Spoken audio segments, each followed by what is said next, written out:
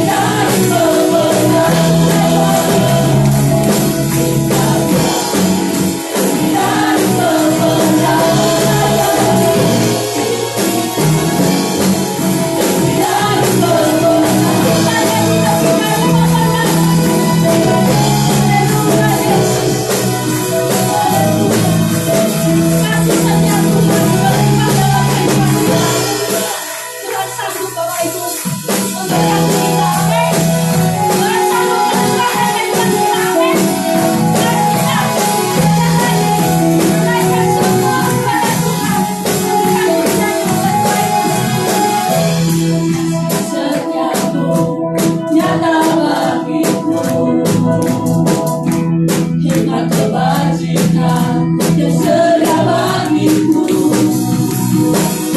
Balasanmu sifatkan selada.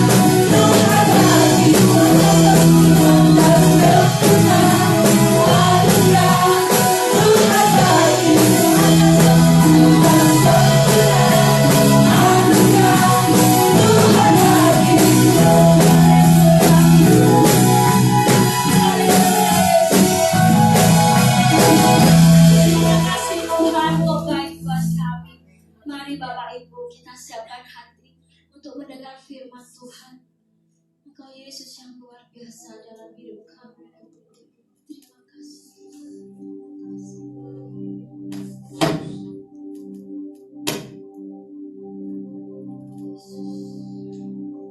Roh-Mu yang hidup penuhiku, mengalir dalamku.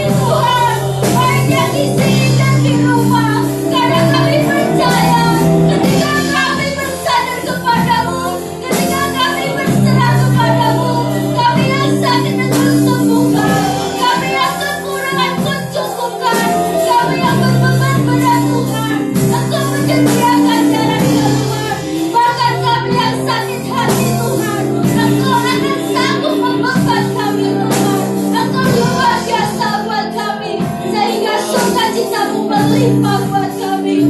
Teruslah Tuhan bekerja buat kami. Roh Kudus-Mu tuntun kami terus Tuhan. Haleluya Yesus, haleluya. Engkau ajaib Tuhan. Kami merasakan damai sukacita yang luar biasa bersama-Mu. Kami ada pengharapan bersama-Mu. Kami tidak takut apapun bersama-Mu Tuhan. Haleluya.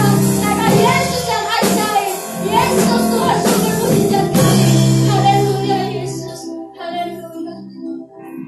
Glory Yesus. Haleluya.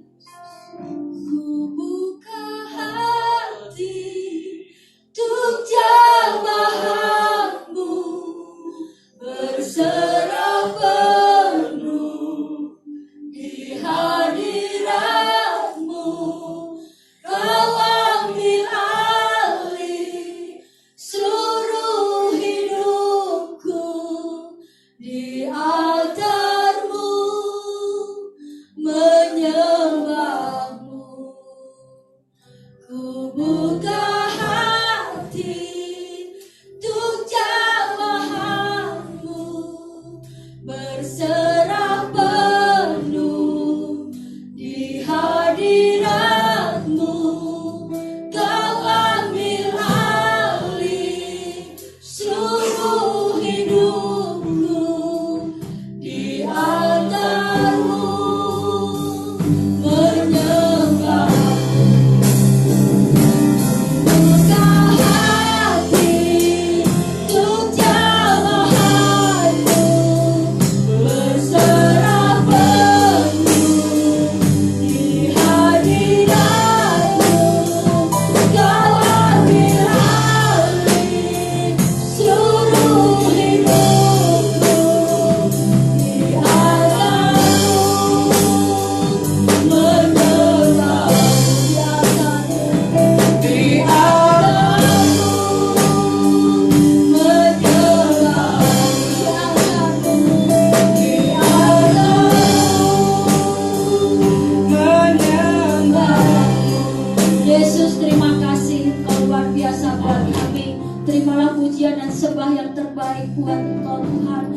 Pagi hari ini Tuhan, kami mau siapkan hati dan pikiran kami untuk mendengarkan kebenaran firman-Mu. Urapi kami Tuhan, urapi dengan Roh Kudus-Mu, agar firman yang datang tidak berlalu begitu saja, tetapi firman ini menjadi rema dalam kehidupan kami, menuntun kami agar hari-hari kami selalu menyenangkan di hadapan-Mu Tuhan. Bahkan hari-hari kami berbuah manis di hadapan-Mu. Urapi Tuhan hamba-Mu yang akan menyampaikan kebenaran firman-Mu. Urapi dengan Roh Kudus-Mu. Hanya di dalam nama Tuhan Yesus kami siap menerima firman-Mu. Haleluya. Amin. Haleluya. Haleluya. Puji Tuhan. Haleluya, puji Tuhan. Amin. Puji Tuhan. Saya ucapkan selamat pagi semua. Salam dalam kasih Tuhan Yesus Kristus. Baik Bapak Ibu yang hadir bersama dalam ibadah di tempat ini, maupun Bapak Ibu yang saat ini sedang beribadah di rumah masing-masing. Saya menyapa Bapak Ibu semua. Salam damai sejahtera dalam kasih Tuhan Yesus Kristus. Haleluya. Mari kita siapkan hati kita. Hari ini adalah hari kenaikan Tuhan Yesus ke sorga. Dan tentu kita tidak mau melewatkan momen ini. Momen yang sangat penting bagi kita umat Tuhan. Sebab dengan kenaikan Tuhan Yesus ke surga, maka ada banyak hal yang harus kita kembali perhatikan, untuk kita renungkan, sehingga kita menjadi umat Tuhan yang lebih sungguh-sungguh lagi kepada Tuhan. Baik, mari kita buka Alkitab kita di dalam Injil Yohanes pasal yang pertama. Injil Yohanes pasal 1 ayat 1 sampai ayat yang ketiga. Kemudian kita lanjut membaca di Kisah Rasul pasal 1 ayat yang ke-9. Pertama kita baca Injil Yohanes 1 ayat 1 sampai 3. sambil saudara siapkan Kisah Rasul 1 ayat 9. Saya membacakan firman Tuhan. Bapak Ibu yang hadir di sini maupun di rumah masing-masing, mari kita perhatikan firman Tuhan. Demikian bunyinya, firman yang telah menjadi manusia. Pada mulanya adalah firman. Firman itu bersama-sama dengan Allah, dan firman itu adalah Allah. Ia pada mulanya bersama-sama dengan Allah. Segala sesuatu dijadikan oleh Dia, dan tanpa Dia tidak ada suatu pun yang telah jadi dari segala yang telah dijadikan. Kisah Rasul 1 ayat yang ke-9. Sesudah Ia mengatakan demikian, terangkatlah Ia, disaksikan oleh mereka, dan awan menutupnya dari pandangan mereka. Amin. Puji Tuhan. Silakan duduk Bapak Ibu. Saudara yang dikasih Tuhan, pagi hari ini saya memberi tema firman Tuhan sesuai dengan apa yang saya dan Bapak Ibu sudah baca di grup kita. Tema pagi ini adalah Yesus adalah Allah. Bukti Yesus adalah Allah. Saudara, mengapa tema ini penting bagi kita? Saya tentu ketika saya melihat, merenungkan, dan mendengar dari banyak orang, baik orang-orang yang tidak sama atau tidak seiman dengan kita, maupun yang seiman dengan kita, arti yang sudah percaya selama ini mengikut Tuhan. Tetapi ternyata Bapak Ibu Saudara, ternyata masih cukup banyak orang yang masih ragu terhadap Yesus yang adalah Allah. Itu sebabnya saya ingin di momen kenaikan Tuhan Yesus ini, mari kita renungkan kembali untuk kita melihat bukti bahwa Yesus adalah Allah. Sekali lagi, mengapa perlu bagi kita untuk kita memahami kembali, merenungkan kembali, mempelajari kembali bahwa Yesus adalah Allah. Yang pertama tentu yang perlu saya sampaikan adalah, kalau melihat dari perjalanan Tuhan Yesus sejak Dia ada di dalam dunia, Dia lahir dari seorang perawan Maria. Maria mengandung dari Roh Kudus, kemudian melahirkan bayi yang namanya Immanuel, Tuhan beserta kita. Dialah Yesus.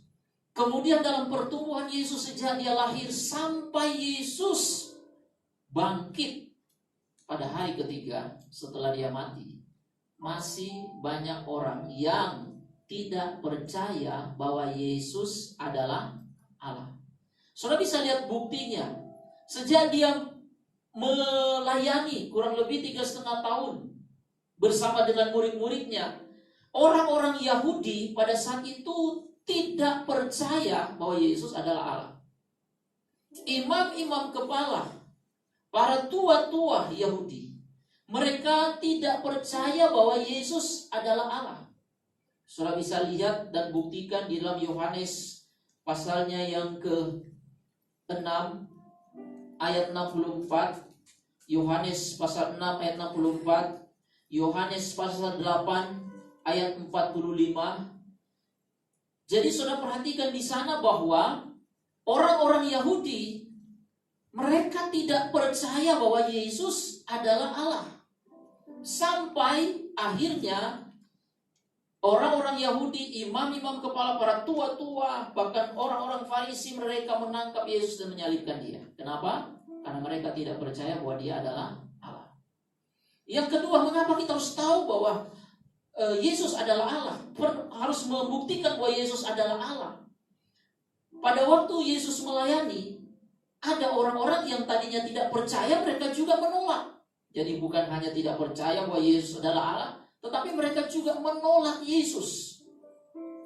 Mereka menolak Yesus. Dalam Injil Matius pasal 13 ayat yang ke-54 sampai ayat yang ke-57, mereka menolak Yesus. Padahal Yesus adalah Allah.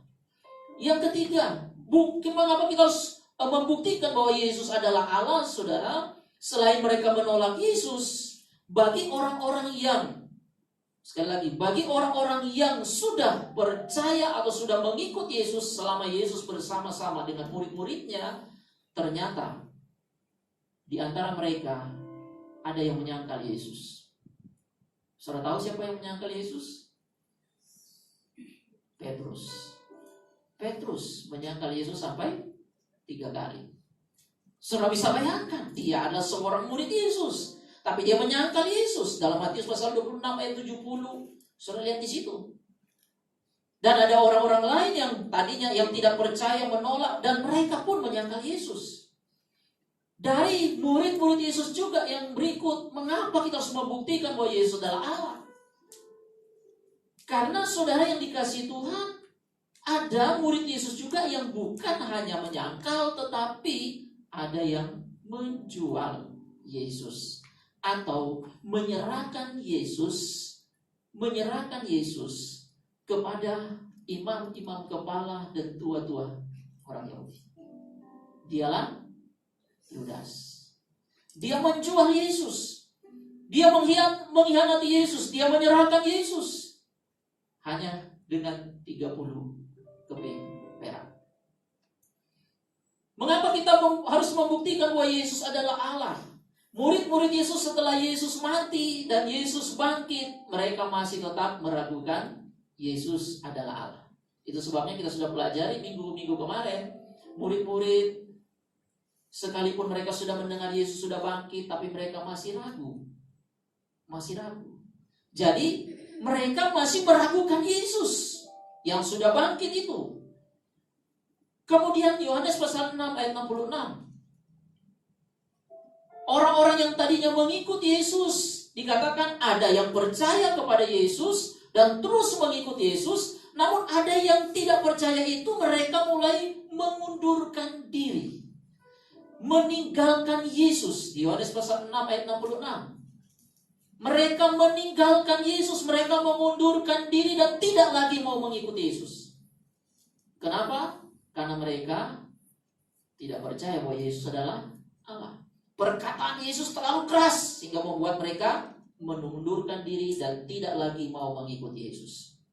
Dan yang berikut, karena ketidakpercayaan mereka, karena mereka tidak mau menerima Yesus, mereka akhirnya menyalibkan Yesus. Padahal dia adalah Allah. Nah, Bapak Ibu yang dikasihi oleh Tuhan, saudara-saudara di sini maupun saudara yang ada di rumah, kita harus benar-benar memahami bahwa Yesus adalah Allah. Yohanes pasal 1 ayat 1 dan seterusnya kita sudah baca tadi. Pada mulanya adalah firman. Firman itu bersama-sama dengan Allah dan firman itu adalah Allah. Bagaimana kita dapat melihat atau membuktikan bahwa Yesus adalah Allah? Yang pertama, bukti bahwa Yesus adalah Allah kita harus tahu Bapak Ibu. Yohanes pasal 1 itu ayat 1 dan ayat 2. Sekali lagi dikatakan pada mulanya adalah firman. Firman itu bersama-sama dengan Allah dan firman itu adalah Allah. Ayat 2 berkata, ia pada mulanya bersama-sama dengan Allah. Bukti bahwa Yesus adalah Allah. Yang pertama, dia atau Yesus sudah ada sebelum dunia dijadikan. Yang percaya katakan amin. Kalau dia bukan Allah, dia baru ada ketika Maria melahirkan dia. Tetapi Yesus adalah Allah. Sebelum Maria melahirkan Yesus, dia sudah ada. Sebelum dunia dijadikan, dia sudah ada. Amin. Jadi segala sesuatu ayat 2 dalam Yohanes 1 ayat 2, segala sesuatu atau pada mulanya ia bersama-sama dengan Allah dan segala sesuatu ayat 3, segala sesuatu dijadikan oleh dia. Dan tanpa dia tidak ada sesuatu pun yang telah jadi dari segala yang telah dijadikan. Ini yang pertama. Yesus adalah Allah. Buktinya adalah dia sudah ada sebelum dunia dijadikan. Yang kedua, bukti bahwa Yesus adalah Allah adalah semua ciptaan di dunia ini dikatakan diciptakan, dijadikan oleh dia. Jadi saudara bisa baca dari kitab Kejadian pasal 1. Di situ tidak tersurat tetapi tersirat bahwa dunia ini dijadikan oleh Allah dan dikatakan baiklah kita menjadikan manusia serupa dan segambar dengan kita.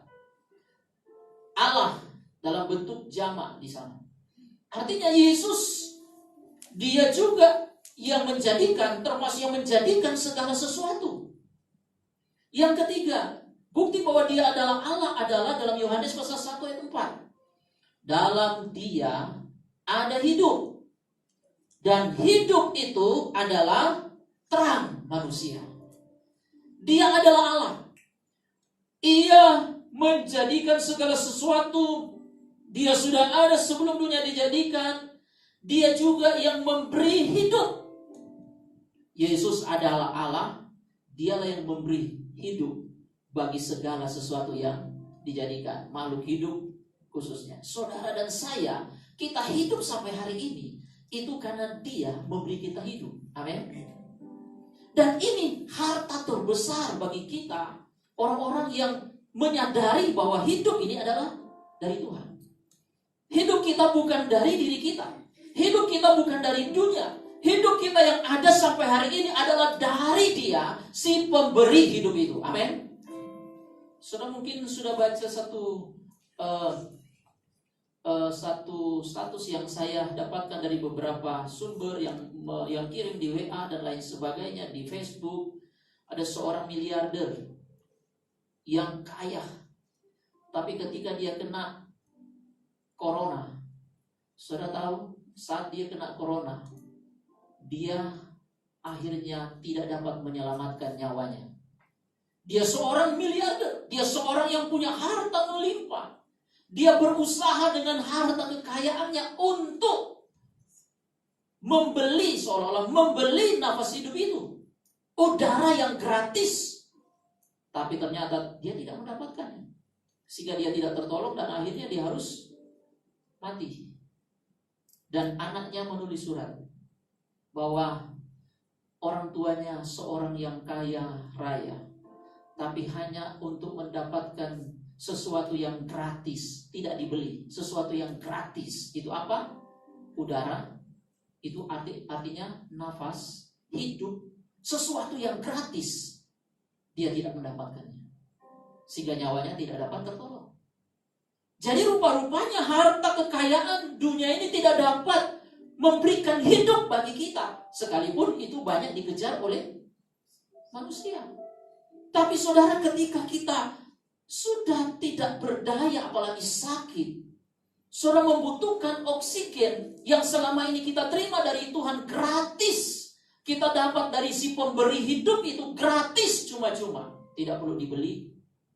Saudara, orang kaya tidak dapat membeli nafas hidup itu. Tetapi kalau kita masih ada sampai hari ini, kita dapat bernafas, itulah anugerah Tuhan. Amin. Itu karena dari Dia, si pemberi hidup itu. Dialah Allah. Amin. Yesus, Dia pemberi hidup. Ini bukti bahwa Dia adalah Allah. Makanya dikatakan di ayat yang keempat tadi, dalam Dia ada hidup, dan hidup itu adalah terang manusia. Yang kelima, bukti bahwa Yesus adalah Allah. Dia yang menghapus dosa manusia. Tidak ada satu manusia yang dapat menghapus dosa manusia yang berdosa. Dalam perjanjian lama, umat Tuhan orang Israel harus membawa korban penghapus dosa.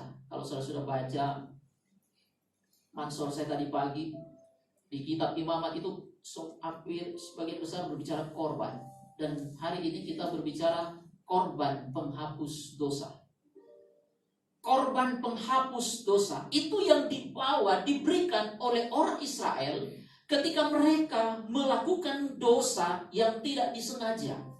Mereka melakukan dosa karena kelemahan mereka, maka mereka harus membawa korban penghapus dosa. Seorang imam harus membawa korban penghapus dosa, lembu jantan. Orang-orang umat Tuhan yang melakukan dosa, mereka juga semua korban penghapus dosa. Ya, rakyat jelata sekalipun ketika mereka sudah melakukan dosa, mereka harus membawa korban penghapus dosa. Itu dalam perjanjian lama. darahnya diambil. Kemudian ketika imam itu membawa ke kemah suci dan mereka dibawa kepada Tuhan, mereka disucikan. Korban pentahiran itu korban penghapus dosa. Tetapi kita bersyukur pada hari-hari ini kita tidak lagi melakukan hal itu, Bapak Ibu. Karena itu bukan lagi hal yang terpenting bagi kita. Kenapa?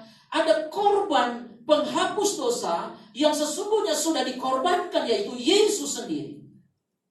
Dia mati di kayu salib. Dialah yang mati menyerahkan nyawanya. Dia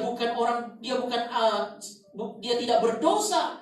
Dia adalah Allah yang sempurna, tapi dia mau mati menjadi korban untuk menghapus dosa dunia. Yohanes 3:16. Karena begitu besar kasih Allah akan dunia ini sehingga ia mengaruniakan anak yang tunggal, supaya setiap orang yang percaya kepadanya tidak binasa melainkan beroleh hidup yang kekal. Yesus adalah Allah. Itu sebabnya dia buktikan karena dia Allah, dia dapat menghapus dosa orang-orang berdosa, termasuk saudara dan saya yang ada di sini, saudara yang ada di rumah. Yang berikut, bukti bahwa Yesus adalah Allah. Apa yang dikatakan oleh Yesus itu benar terjadi. Kalau dia manusia bisa salah. Maaf, seorang peramal meramalkan sesuatu pada beberapa waktu yang akan datang. Itu bisa saja terjadi apa yang dia ramalkan. Tapi waktu-waktu yang lain, apa yang dia ramalkan bisa saja tidak terjadi. Karena manusia hanya meramalkan. Dia hanya meramalkan, mengira-ngira apa yang akan terjadi. Dia melihat dari sudut pandangnya dia. Dan itu belum tentu terjadi. Apa yang dikatakan oleh manusia belum tentu akan terjadi.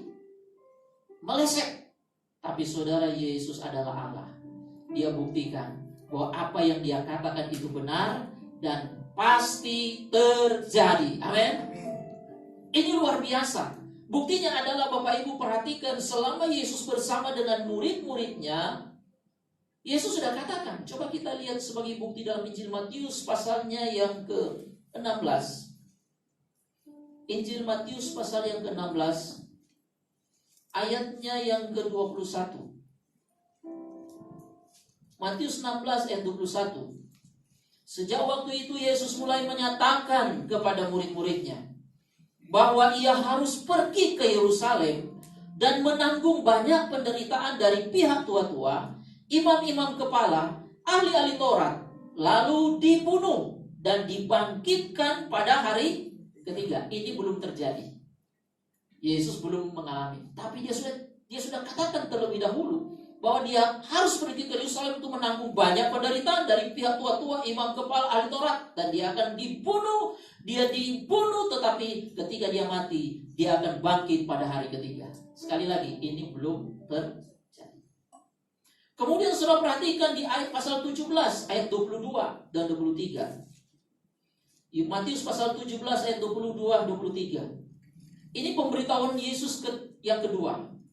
Pada waktu Yesus dan murid-muridnya bersama di Galilea, ia berkata kepada mereka, Anak manusia akan diserahkan ke dalam tangan manusia, dan mereka akan membunuh dia, dan pada hari ketiga ia akan dibangkitkan. Maka hati murid-muridnya itu pun sedih sekali. Ini yang kedua. Yang ketiga, saudara perhatikan di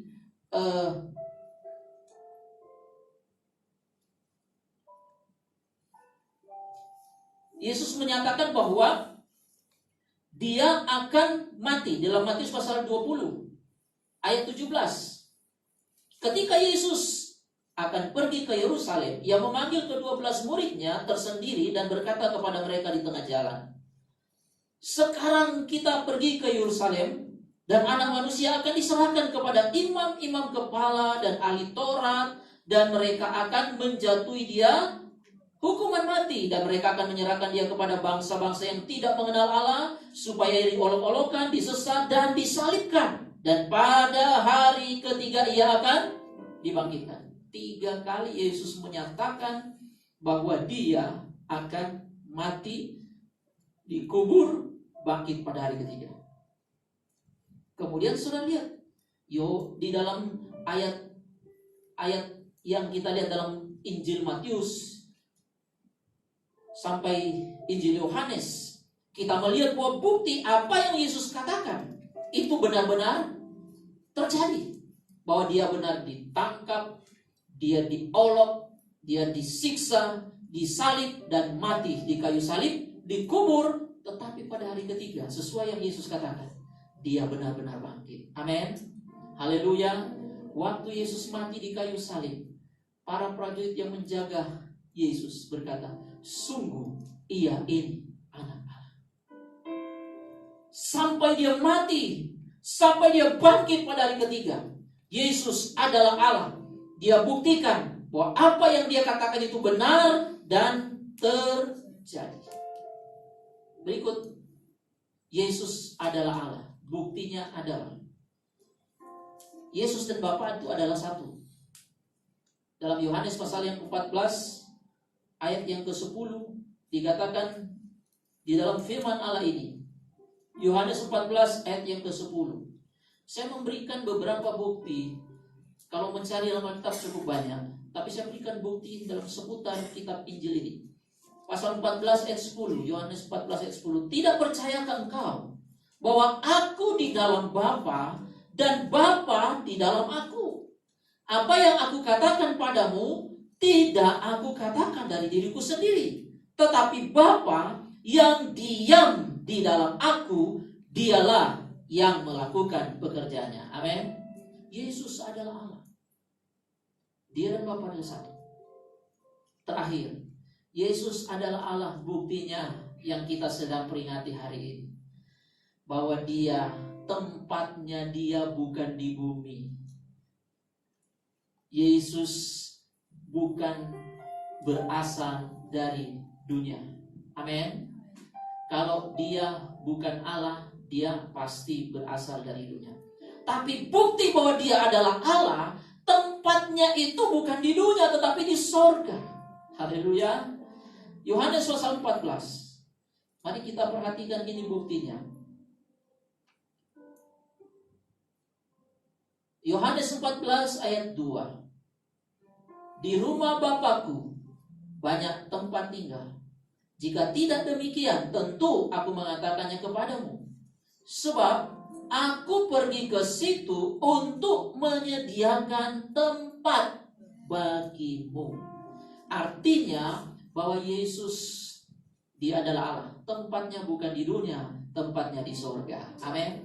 Bersama-sama, dia bersama-sama. Dia bersama-sama dengan Bapa di sorga.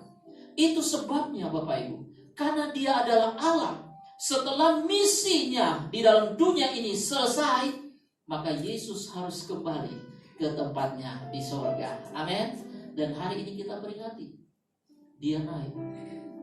Mengapa Yesus harus naik ke sorga? Misinya sudah selesai untuk menyelamatkan orang berdosa. Dia harus kembali ke tempatnya di sorga. Ini membuktikan bahwa Yesus adalah Allah. Haleluya Bapak Ibu. Jadi tidak dapat diragukan lagi. Kalau ada anak-anak Tuhan, orang percaya yang masih tidak percaya bahwa Yesus adalah Allah, keliru Bapak Ibu. Murid-muridnya juga sempat meragukan, sempat tidak percaya. Tapi ketika mereka melihat dan menyaksikan sendiri, ternyata benar Yesus adalah Allah. Apalagi ketika Yesus terangkat ke surga. Yesus terangkat ke surga, mereka saksikan sendiri. Dan ketika dia terangkat ke surga, mereka menyembah dia, saudara. Kenapa? Karena mereka sudah benar-benar menyadari dan mereka mengakui bahwa benar Yesus adalah Allah. Dia kembali ke surga. Saudara, pagi hari ini, bagaimana pemahaman kita terhadap Yesus? Masihkah kita percaya kepada Yesus yang adalah Allah? Kalau dia adalah Allah, maka kuasanya tidak berubah. Dulu, hari ini, sampai selama-lamanya. Amin. Dia adalah Allah, kasihnya tidak berubah. Hari ini, bahkan sampai selama-lamanya. Dia adalah Allah. Dan dia berjanji bahwa dia ketika dia pergi, dia naik ke sorga, dia berkata, aku akan datang kembali. Saudara, kalau mengingat pesan Tuhan Yesus ini pesan yang luar biasa. Sama seperti kalau saudara nonton televisi. Ketika saudara sedang asik menyaksikan satu adegan di televisi dalam sebuah sinetron, dalam sebuah cerita, kemudian tiba-tiba terpotong dengan iklan.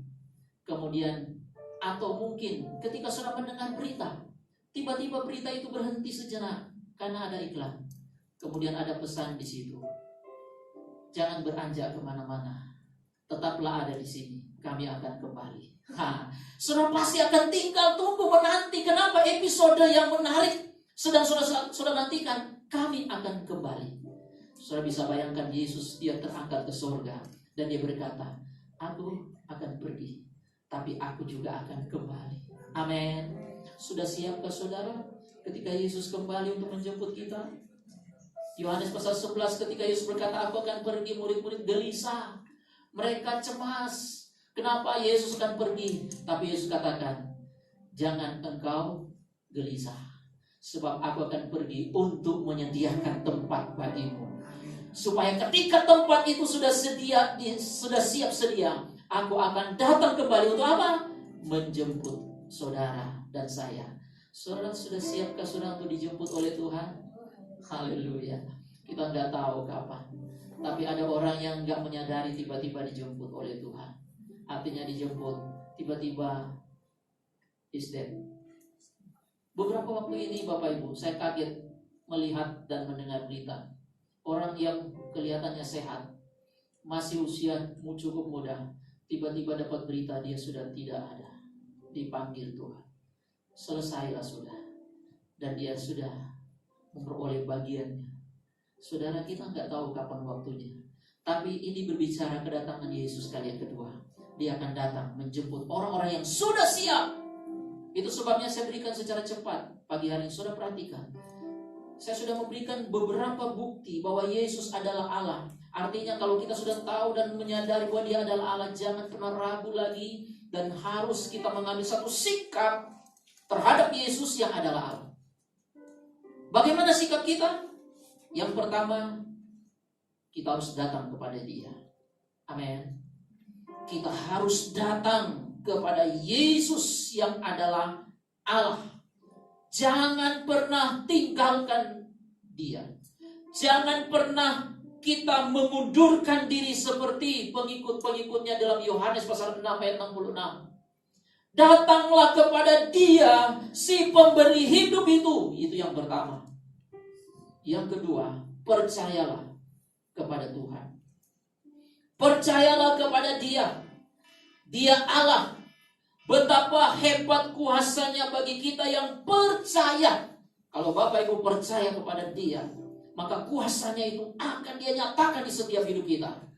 Kalau kita percaya kepada dia, tidak ragu karena dia adalah Allah. Sekali lagi, kuasanya itu ada, menguasai seluruh hidup kita. Yang ketiga, apa yang harus kita lakukan terhadap dia yang adalah Allah? Kalau kita perhatikan saudara, di dalam Yohanes pasal 14 ayat 15, Yesus berkata, kita harus mengasihi dia. Mengasihi Tuhan. Mengasihi Tuhan itu bukannya sekedar kita berkata, aku mengasihi engkau Yesus, tapi aku sungguh-sungguh mengasihi engkau Tuhan. Ketika Yesus berkata kepada Simon, Simon, Simon, apakah engkau mengasihi aku? Simon berkata, Yesus, aku mengasihi engkau. Yesus berkata lagi, Simon, apakah engkau benar-benar mengasihi aku? Aku mengasihi engkau, Yesus. Ketiga kali Yesus berkata, Simon, Simon, apakah engkau benar mengasihi aku? Simon, langsung dia benar-benar serius bahwa aku benar-benar sungguh-sungguh mengasihi engkau. Dengan kasih agape, kasih yang benar-benar kasih, yang tidak menuntut balas. Kasih yang dari hati, kasih yang sepenuhnya kepada Tuhan. Saudara, kalau kita benar-benar percaya bahwa Yesus adalah Allah, kita harus benar-benar mengasihi dia dengan segenap hati kita, lebih daripada kasih kita kepada yang lain. Amin. Jangan sampai kasih kita kepada Allah itu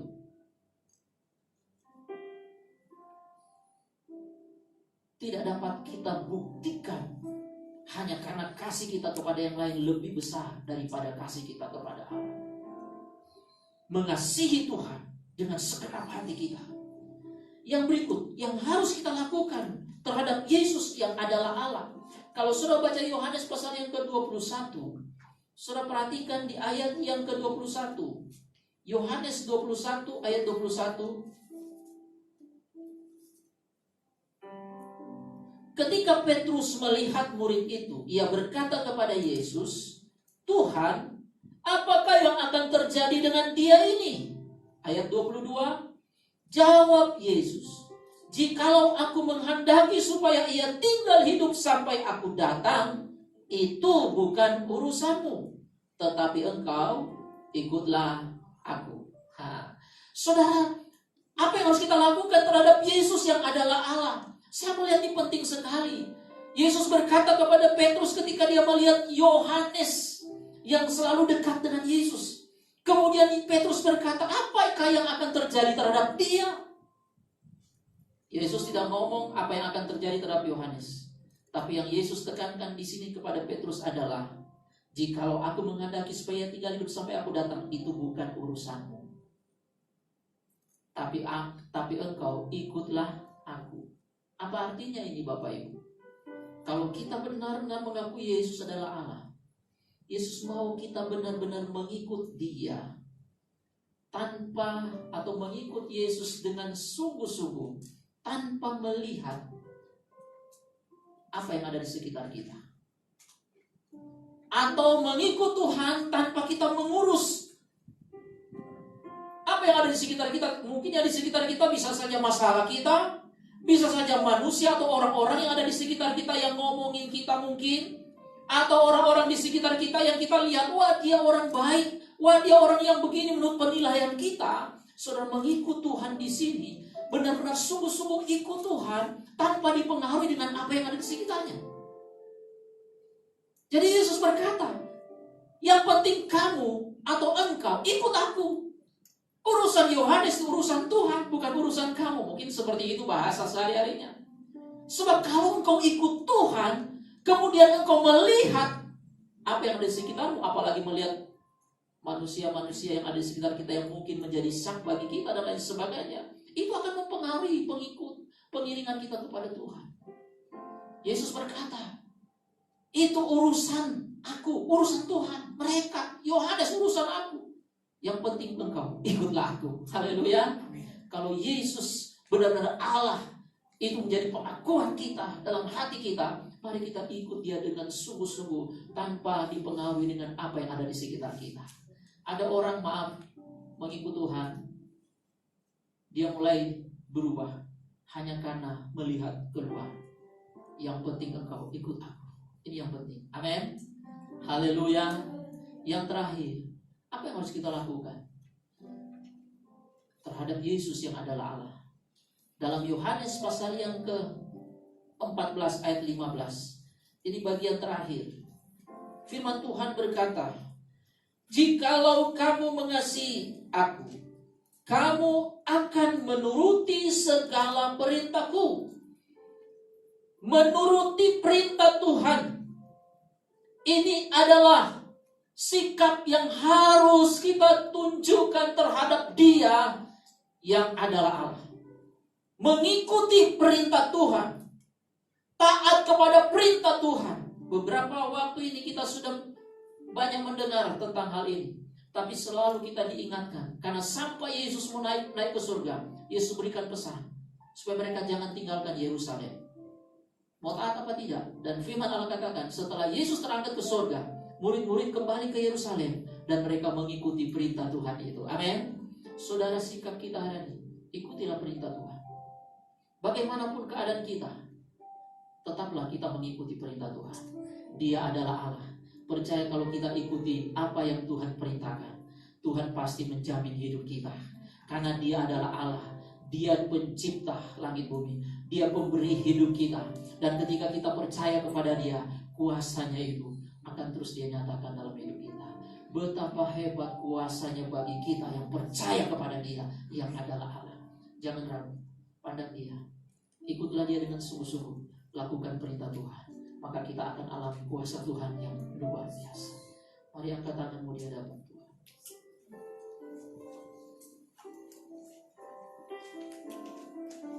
Kita berdiri bersama. Yesus, Yesus Tuhan, terima kasih Tuhan. Mari saudara yang ada di rumah, angkat hatimu di hadapan Tuhan. Ketika engkau mendengar firman Tuhan, pandang dia dengan iman. Mungkin ada di antara engkau yang sedang ragu dan sudah tidak percaya, yang mulai mengundurkan diri untuk mengikut Tuhan.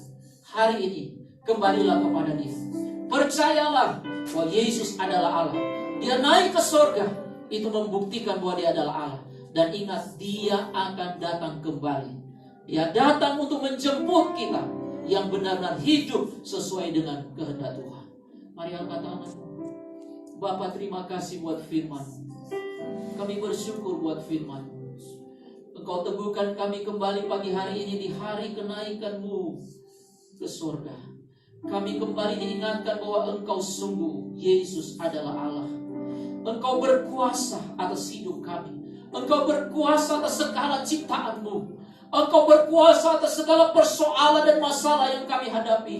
Engkau berkuasa atas segala apapun yang sedang terjadi di tengah bangsa kami. Apa yang terjadi di tengah kota kami. Apa yang terjadi di tengah keluarga kami. Apa yang sedang terjadi di setiap pribadi-pribadi umat-Mu. Baik yang ada di sini maupun yang ada di rumah. Pagi ini kami berdoa di dalam nama Yesus. Biar kuasa-Mu menjamah setiap kami. Kuasa-Mu memulihkan keadaan kami dalam nama Yesus. Kami mau hidup di dalam kehendak-Mu. Kami mau melakukan setiap perintah-Mu. Kami mau berjalan di dalam rencana Tuhan. Dan kuasa-Mu memulihkan keadaan kami. Terima kasih Bapa. Setiap persembahan yang kami berikan pagi hari ini, Engkau memberkati kami semua. Pekerjaan usaha, rumah tangga umat Tuhan, pendidikan anak-anak-Mu diberkati oleh Tuhan dalam nama Yesus. Kami bersyukur setelah kami pulang, kami akan menikmati pemimpinan dan pemeliharaan Tuhan. Sekarang saudaraku, angkat tanganmu dan terimalah berkat Tuhan.